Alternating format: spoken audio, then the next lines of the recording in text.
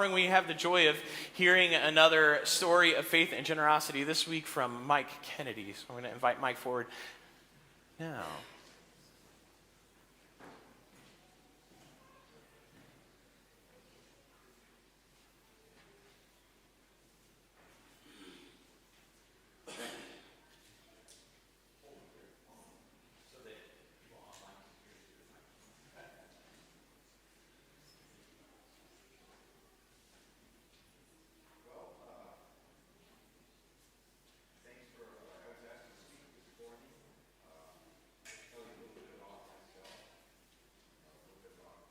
My faith and my views on stewardship.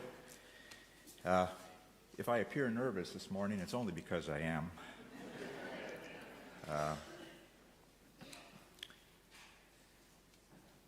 I'll give you a little heads up, though, when I start telling you about myself. Truth is, I'm really not that interesting. So if you notice the person next to you nodding off, just give them a little gentle nudge.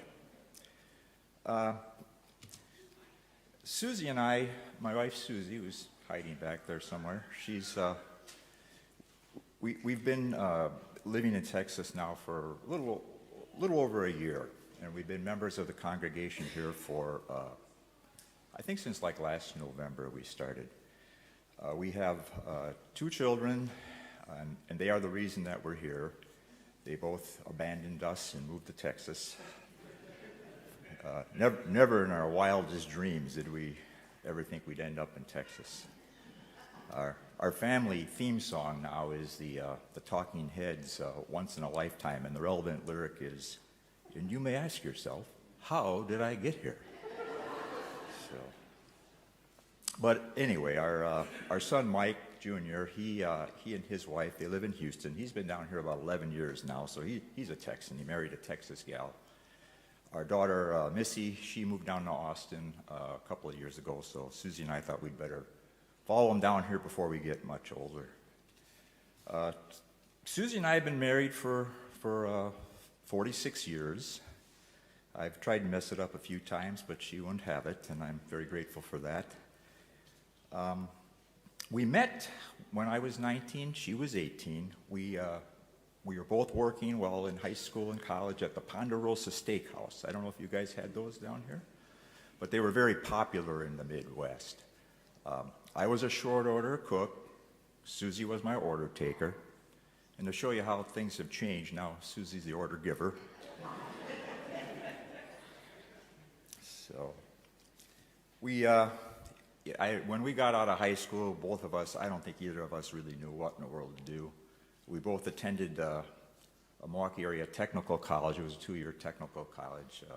Susie figured out what to do pretty quick. When she was there, she decided she wanted to be a medical technologist.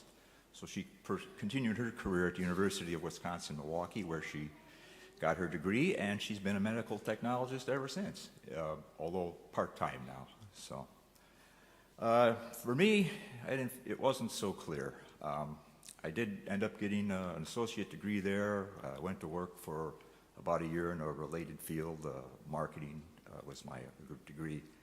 But it just didn't seem right to me. I just wasn't comfortable doing what I was doing. So I decided I wanted to be a social worker around that time. So I enrolled in the University of Wisconsin-Milwaukee to begin pursuit of that.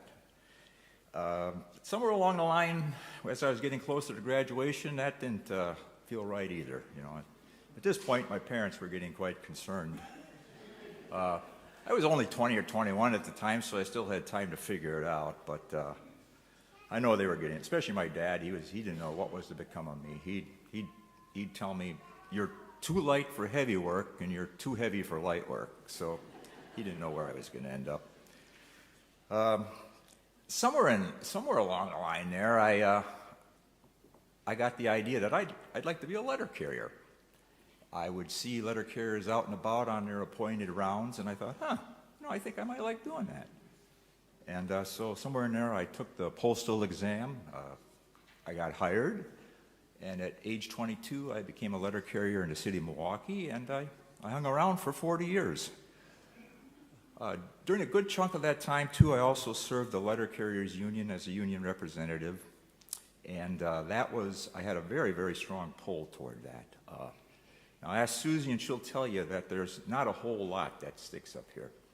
But everything related to that, I was like a sponge. It was kind of scary. So maybe that's what I was meant to do. I don't know. Our time here at Christ Lutheran Church has strengthened me spiritually. As I described here, my life's journey has not exactly been a straight line from point A to B, and I can say the same thing about my faith life.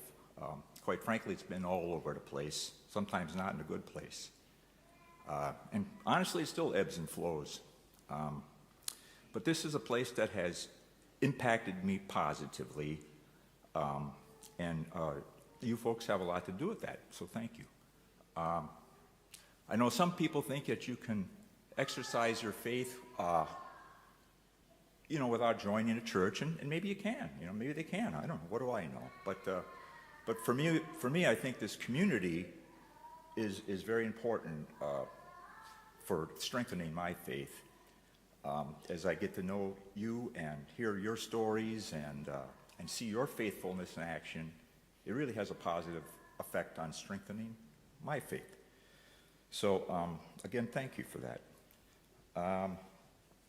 This is a place that we had joined an ELCA church in Wisconsin, and we were members of that for a couple of years before we moved here. And that place really rekindled my faith, and so we were very, very sad to leave it. And so when we were looking for a church here, we're just overjoyed to find this place, because it kind of feels like coming home again. It has all those positive aspects of the church that we left, and then some. So this is a place where I feel like I can bring my questions and bring my doubts and not be judged.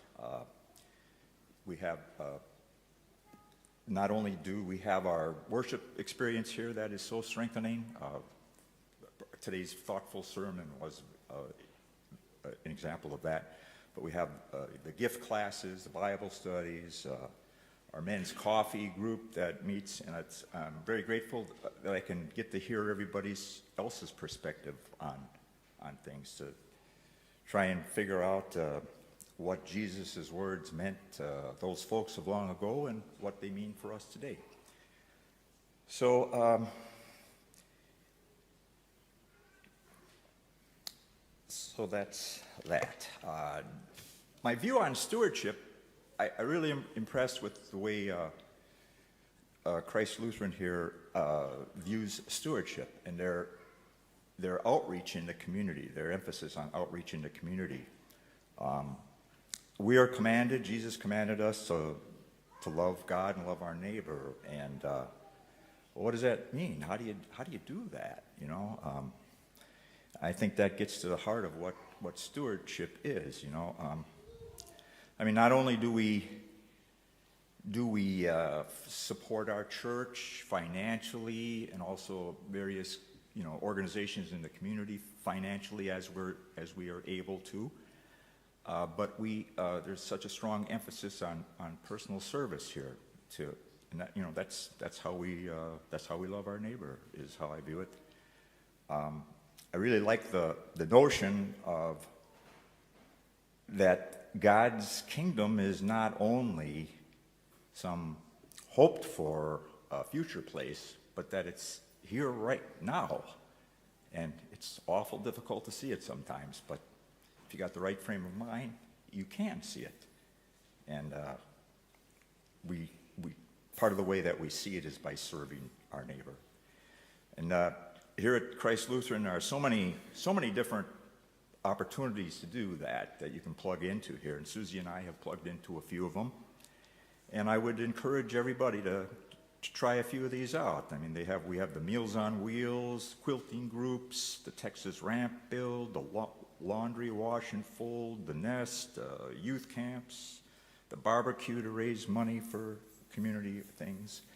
So there's just a whole bunch of stuff just that you can plug into. And, and I'm going to put a plug in for a organization I volunteer for in the community. It's called Senior Access, and we drive seniors to medical appointments, but they provide other services for seniors too, minor home repair, wellness checks, things like that.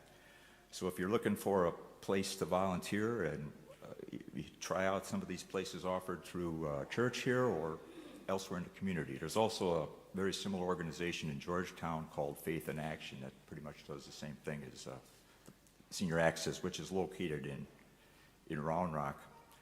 And when you're exploring what to volunteer for, I would encourage you, don't worry so much about fitting in perfectly with it. And I'll give you an example here. Daryl, he invited me to join in the Texas ramp build, and all my friends and family who know me well back in Milwaukee, when I tell them that I'm helping to build ramps, they're like, "I'm not walking on anything you're building." So, and I may have told a couple of you this too. It's a true story. When my high school guidance counselor was going over my aptitude test with me, he said, "Mike, don't ever take your watch apart. You'll never get it back together." And truer words were never spoken. But even so, I told Daryl, "Hey, wait a minute, I don't think I'm your guy here." But I tried it out, and even though I don't know what I'm doing, there's lots of people there that do know what they're doing that can help me. And I can help. I can still help. I can unload things, load things, help measure things. I can be a gopher, and once in a while, I'll even put that screw gun in my hand. Talk about a bunch of thrill seekers. Holy cow. So I would encourage you, just give things a try, and don't worry so much if you don't think you're going to perfectly fit in. So in conclusion, I'm thankful for our finding this church and this community here, because it helps strengthen my faith, and it helps me get out of my own way sometimes and participate in stewardship. So thanks for listening.